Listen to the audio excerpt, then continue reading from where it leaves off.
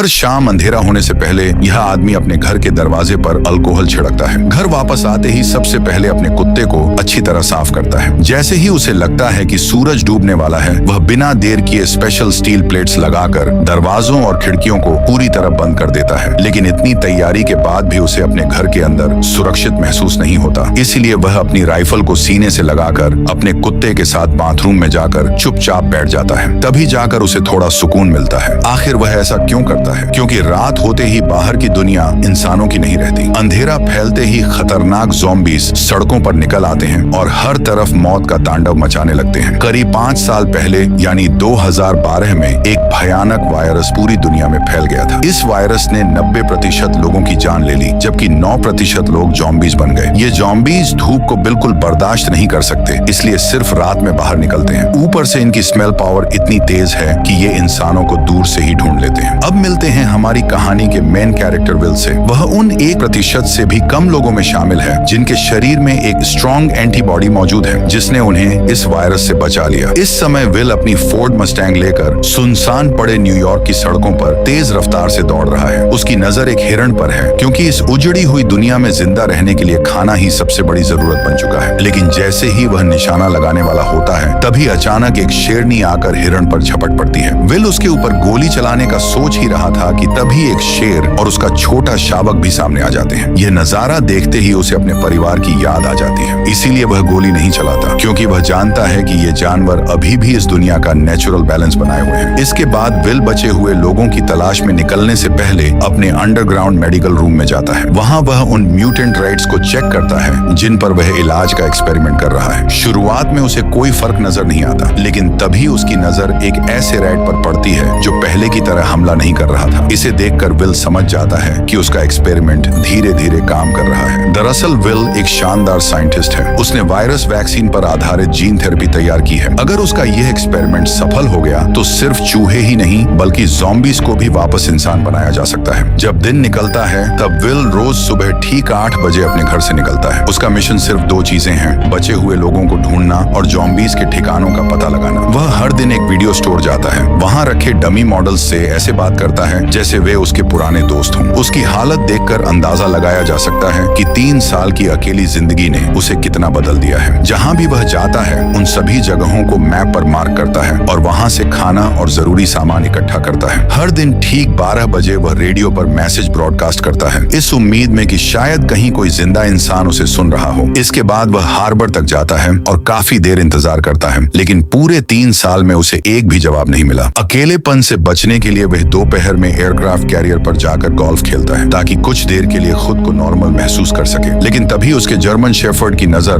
दूर किसी हलचल पर पड़ती है। विल तुरंत अपनी राइफल उठाता है और स्कोप से देखता है। सामने वही हिरण दिखाई देता है, इसलिए वह बिना वक्त गंवाए अपने कुत्ते के साथ उसका पीछा करने निकल पड़ता है। भागते भागते हिरण गलती से एक सुनसान बिल्डिंग के अंदर घुस जाता है। शायद उसके कुत्ते ने काफी समय से ताजा मांस नहीं खाया था, इसीलिए वह भी बिना सोचे उसके पीछे अंदर चला जाता है। विल उसे रोकने की कोशिश करता है, लेकिन तब तक बहुत देर हो चुकी होती है। मजबूरी में उसे भी उस अंधेरी बिल्डिंग के अंदर जाना पड़ता है। अंदर इतना घना अंधेरा था कि कुछ भी साफ दिखाई नहीं दे रहा था। माहौल पहले से ही डरावना था और हर कदम पर ऐसा लग रहा था जैसे कोई उसे देख रहा हो। विल का दिल तेजी से धड़क रहा था, यहाँ तक कि अगर इस वक्त सामने कोई आईना भी आ जाता तो शायद वह उससे भी डर जाता। वह धीरे धीरे ऊपर की तरफ बढ़ता है और अपने कुत्ते को आवाज लगाता रहता है। तभी अचानक एक दर्दनाक चीख सुनाई देती है। ये आवाज सुनकर उसका डर और बढ़ जाता है, क्योंकि उसे लगता है कि कहीं उसके कुत्ते के साथ कुछ बुरा तो नहीं हो गया। खुद को संभालते हुए वह आगे बढ़ता है, सीढ़ियों पर पड़े खून के निशानों का पीछा करते हुए। जैसे ही वह मोड़ पर पहुंचता है, वहां उसे किसी जानवर का कटा हुआ सिर दिखाई देता है। एक पल के लिए उसकी सांस रुक जाती है, लेकिन आगे जाकर पता चलता है कि वह अभी अभी मारा गया एक मूस था। हालांकि उसके चेहरे पर मौत से पहले का डर साफ नजर आ रहा था। ये देखकर विल तुरंत अपनी बंदूक तैयार कर लेता है और चारों तरफ नजर दौड़ाने लगता है। तभी उसकी नजर कुछ ऐसे ज़ॉम्बीज़ पर पड़ती है जो उससे सिर्फ 5 मीटर की दूरी पर खड़े थे। उन्हें देखकर वह समझ जाता है कि अब जरा सी गलती उसकी जान ले सकती है। फिर भी वह अपने कुत्ते को छोड़कर वापस नहीं जा सकता था। आखिरकार उसे एक टेबल के नीचे उसका जर्मन शेफर्ड मिल जाता है, जो बुरी तरह डरा हुआ था। विल जैसे ही उसे अपने पास बुलाने के लिए आगे बढ़ता है, तभी कुत्ते की नजर उसके पीछे किसी चीज पर टिक जाती है। विल को तुरंत महसूस होता है कि उसके पीछे कुछ है। जैसे ही वह पलटकर देखता है, उसके सामने एक खौफनाक ज़ॉम्बी खड़ा होता है। दोनों बिना 1 सेकंड गंवाए वहां से भागने लगते हैं। हैं, लेकिन बाहर निकलने से पहले ही ज़ॉम्बीज़ उन्हें घेर लेते हैं। किस्मत अच्छी थी कि विल समय रहते काली खिड़की से बाहर छलांग लगा देता है। जैसे ही ज़ॉम्बी धूप में आता है, उसकी स्किन जलने लगती है और वह तुरंत पीछे हट जाता है। इस खतरनाक एनकाउंटर ने विल को डरा जरूर दिया, लेकिन अब उसे ज़ॉम्बीज़ का ठिकाना मिल चुका था। घर लौटने के बजाय विल वहीं एक ट्रैप लगाने का फैसला करता है। वह अपने खून की एक बॉटल निकालकर बिल्डिंग के दरवाजे पर रख देता है और खुद छिपकर इंतजार करने लगता है। सिर्फ 2 मिनट 30 सेकंड के अंदर ही एक फीमेल ज़ॉम्बी उस खून की स्मेल से बाहर निकल आती है और सीधे ट्रैप में फंस जाती है। ट्रैप एक्टिवेट होते ही वह हवा में लटक जाती है, लेकिन तभी अंदर से एक भयानक दहाड़ सुनाई देती है। अगले ही पल एक बेहद डरावना ज़ॉम्बी बाहर निकलता है। उसके चेहरे पर ऐसा गुस्सा था जैसे वह उसी वक्त विल को टुकड़े टुकड़े कर देगा। विल समझ ही नहीं पाता कि यह ज़ॉम्बी इतना बुरी तरह गुस्से में क्यों है। वह जल्दी से फीमेल ज़ॉम्बी को लेकर वहां से निकल जाता है। उसे बिल्कुल भी अंदाजा नहीं था कि जिस ज़ॉम्बी को वह पकड़ कर ले जा रहा है वह असल में उस ज़ॉम्बी लीडर की पत्नी है। यही एक गलती आगे चलकर इंसानों और ज़ॉम्बीज़ के बीच सबसे बड़ी लड़ाई की वजह बनने वाली थी। उधर विल अपनी रोज की रूटीन के मुताबिक वीडियो स्टोर पहुंचता है, लेकिन इस बार वहां कुछ ऐसा दिखता है जिसने उसे अंदर तक हिला दिया। उसकी नजर एक डमी पर पड़ती है जिसका सिर पहले से अलग दिशा में था। सबसे हैरानी की बात यह थी कि यह डमी जो हमेशा वीडियो स्टोर के दरवाजे पर खड़ा रहता था, अब कई किलोमीटर दूर कैसे पहुंच गया। ये बात उसकी समझ से बिल्कुल बाहर थी। विल तुरंत अपनी राइफल निकालकर डमी पर तान देता है। उसे लगता है कि शायद कोई जिंदा इंसान उसे कोई इशारा देने की कोशिश कर रहा है। वह आसपास काफी देर तक नजर दौड़ाता है, लेकिन उसे कोई दिखाई नहीं देता। असलियत में यह सब ज़ॉम्बी लीडर का बिछाया हुआ ट्रैप था। जैसे ही विल डमी के पास पहुंचता है और नीचे पड़े पानी को देखने के लिए झुकता है, अचानक ट्रैप एक्टिवेट हो जाता है। अगले ही पल विल हवा में उल्टा लटक जाता है और सिर जोर से टकराने की वजह से बेहोश हो जाता है। कुछ देर बाद अलार्म की आवाज से उसकी आंख खुलती है। वह देखता है कि सूरज डूबने ही वाला है। जैसे ही आखिरी रोशनी खत्म होने लगती है, ज़ॉम्बीज़ बाहर निकलना शुरू कर देते हैं। विल घबराकर अपनी कमर से चाकू निकालता है और पैरों में बंधी रस्सी काट देता है, लेकिन नीचे गिरते ही चाकू उसकी जांघ में घुस जाता है। अब उसकी हालत पहले से भी ज्यादा खराब हो चुकी थी। ऊपर से अंधेरा भी तेजी से फैल रहा था। तभी सामने की इमारत से डरावनी आवाजें आने लगती हैं और अगले ही पल ज़ॉम्बी लीडर उसके सामने आ जाता है। वह अपने साथ 3 खूंखार ज़ॉम्बी डॉग्स भी लेकर आया था। जब तक सूरज की हल्की रोशनी बची रहती है, तब तक वे विल तक नहीं पहुंच पाते, लेकिन जैसे ही अंधेरा पूरी तरह छा जाता है, तीनों डॉग्स पागलों की तरह उस पर टूट पड़ते हैं। इस वक्त विल बुरी तरह घायल था। उसके और मौत के बीच बस एक ही उम्मीद बची थी, उसका जर्मन शेफर्ड। यही कुत्ता पिछले कई सालों से इस उजड़ी हुई दुनिया में उसका इकलौता साथी था। उसे अपनी जान से ज्यादा अपने डॉग की फिक्र थी। तभी उसे याद आता है कि उसकी कार में एक पिस्टल रखी हुई है। वह दर्द सहते हुए रेंग रेंग कर कार की तरफ बढ़ने लगता है, लेकिन हर सेकंड के साथ अंधेरा बढ़ रहा था और ज़ॉम्बी डॉग्स उसके और करीब आते जा रहे थे। बड़ी मुश्किल से वह उठकर कुछ कदम चलता है, लेकिन फिर से जमीन पर गिर पड़ता है। तभी ज़ॉम्बी डॉग्स उस पर हमला कर देते हैं। विल अपनी राइफल से फायर करके उन्हें कुछ देर के लिए रोक देता है, लेकिन अगले ही पल दूसरा ज़ॉम्बी डॉग सीधा उसके चेहरे पर झपट पड़ता है। उसके नुकीले दांत बस विल के चेहरे तक पहुंचने ही वाले थे कि तभी जर्मन शेफर्ड बीच में कूदकर उसे बचा लेता है। विल की जान तो बच जाती है, लेकिन सबसे बुरी खबर अभी बाकी थी। लड़ाई के दौरान ज़ॉम्बी डॉग ने जर्मन शेफर्ड को काट लिया था। ये देखते ही विल का दिल बैठ जाता है, क्योंकि वायरस से लड़ने वाली एंटीबॉडी सिर्फ उसके शरीर में थी, उसके डॉग में नहीं।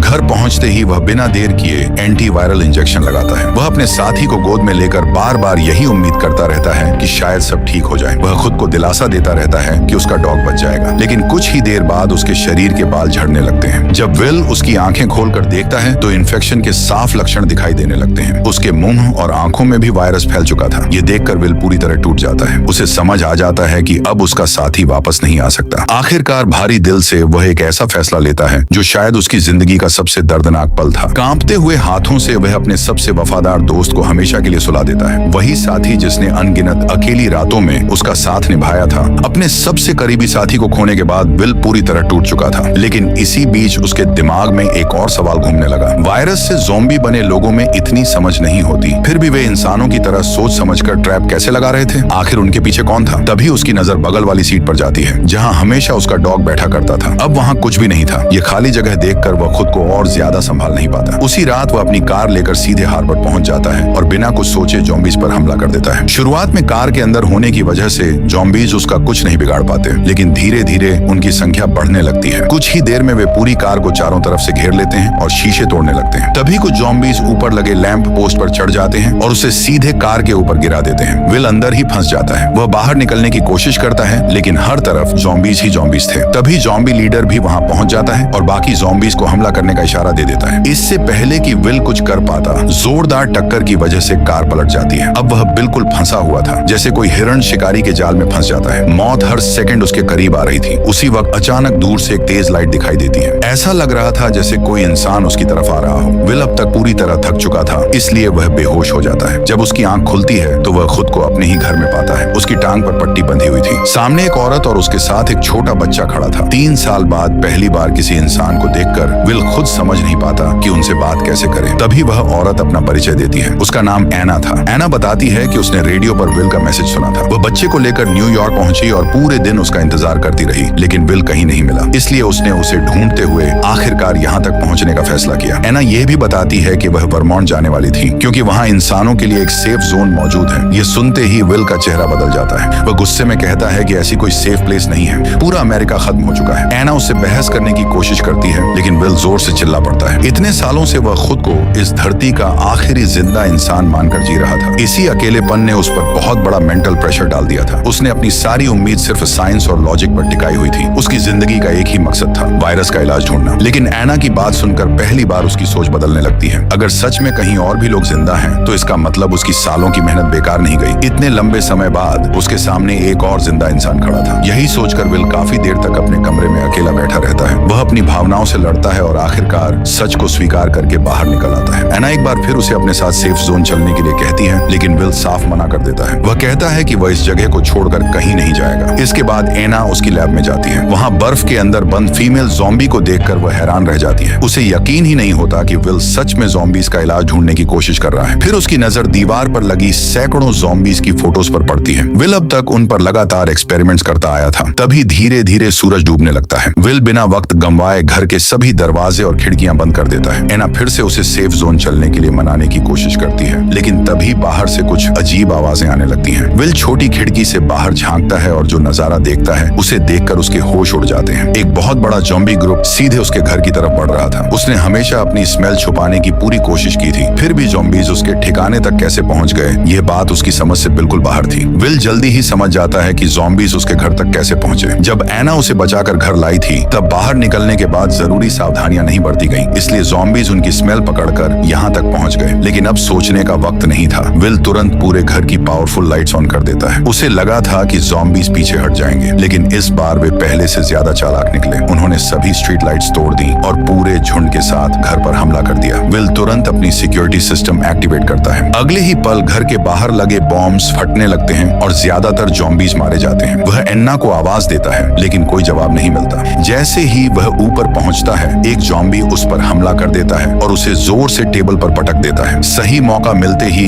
विल स्क्रू ड्राइवर से पलटवार करता है, लेकिन उससे कोई खास असर नहीं होता। वह तुरंत राइफल उठाता है, मगर ज़ॉम्बी किंग दीवार के पीछे छिप जाता है। तब विल गैस सिलेंडर पर गोली चलाता है। ब्लास्ट से ज़ॉम्बी किंग दूर जा गिरता है, लेकिन फिर भी बचकर खिड़की से बाहर निकल जाता है। विल तुरंत एना और बच्चे को ढूंढता है। कमरे में एक दूसरा ज़ॉम्बी मौजूद था, जबकि दोनों अलमारी के नीचे छिपे हुए थे। विल उन्हें चुप रहने का इशारा करता है, लेकिन ज़ॉम्बी उन्हें देख लेता है। मजबूरी में विल गोलियां चलाकर उसका सामना करता है। तभी बाहर ज़ॉम्बी किंग की दहाड़ गूंजती है। इस बार वह और भी ज़ॉम्बीज लेकर आया था और उनका हमला पूरी प्लानिंग के साथ हो रहा था। तीनों बेसमेंट में भाग जाते हैं। विल मेन डोर बंद कर देता है और एना बच्चे के साथ लैब में छिप जाती है। तभी पता चलता है कि विल की वैक्सीन असर करने लगी है और फीमेल ज़ॉम्बी धीरे धीरे इंसान बन रही है। लेकिन उसी वक्त ज़ॉम्बीज बेसमेंट तक पहुंच जाते हैं। विल ग्लास डोर बंद कर देता है। वह उन्हें समझाना चाहता था कि वह उनका इलाज कर सकता है, लेकिन ज़ॉम्बीज उसे अपना दुश्मन मानते थे, क्योंकि उसने उनके साथियों पर एक्सपेरिमेंट किए थे और ज़ॉम्बी किंग की पत्नी भी उसी के पास थी। ज़ॉम्बी किंग लगातार ग्लास डोर तोड़ने की कोशिश करता है। तभी विल की नजर एना की गर्दन पर बने बटरफ्लाई टैटू पर पड़ती है और उसे सब समझ आ जाता है। वह फीमेल ज़ॉम्बी के शरीर से सीरम निकालकर एना को देता है और बच्चे के साथ अंडरग्राउंड टनल से निकल जाने को कहता है। फिर गेट बंद कर देता है। जैसे ही ज़ॉम्बी किंग ग्लास डोर तोड़कर लैब के अंदर घुसता है, उसकी नजर सबसे पहले फीमेल ज़ॉम्बी पर पड़ती है। उसे देखकर साफ पता चल रहा था कि वही उसकी रानी थी। विल धीरे धीरे पीछे हटता है और फीमेल ज़ॉम्बी को आजाद कर देता है। ज़ॉम्बी किंग तुरंत उसके पास पहुंचता है और अपनी रानी को संभाल लेता है। कुछ पल के लिए वो गुस्से से विल की तरफ देखता है। उसकी नजरें साफ बता रही थीं कि अगर उसने दोबारा उनकी दुनिया में दखल दिया तो अंजाम अच्छा नहीं होगा। इसके बाद ज़ॉम्बी किंग अपनी रानी को लेकर बाकी ज़ॉम्बीज के साथ वहां से चला जाता है। ज़ॉम्बी किंग के जाते ही पूरा घर फिर से शांत हो जाता है। उस पल विल को एहसास होता है कि ज़ॉम्बीज सिर्फ बिना दिमाग वाले मॉन्स्टर्स नहीं हैं, बल्कि उनके अंदर भी रिश्ते, भावनाएं और समझ बाकी है। इसके बाद विल अपनी वैक्सीन का सीरम साथ लेता है और एना वे बच्चे के साथ सेफ हाउस की तरफ निकल पड़ता है ताकि वहाँ मौजूद बाकी बचे लोगों तक यह इलाज पहुँचाया जा सके। इसी के साथ यह शानदार और इमोशनल मूवी यहीं खत्म होती है।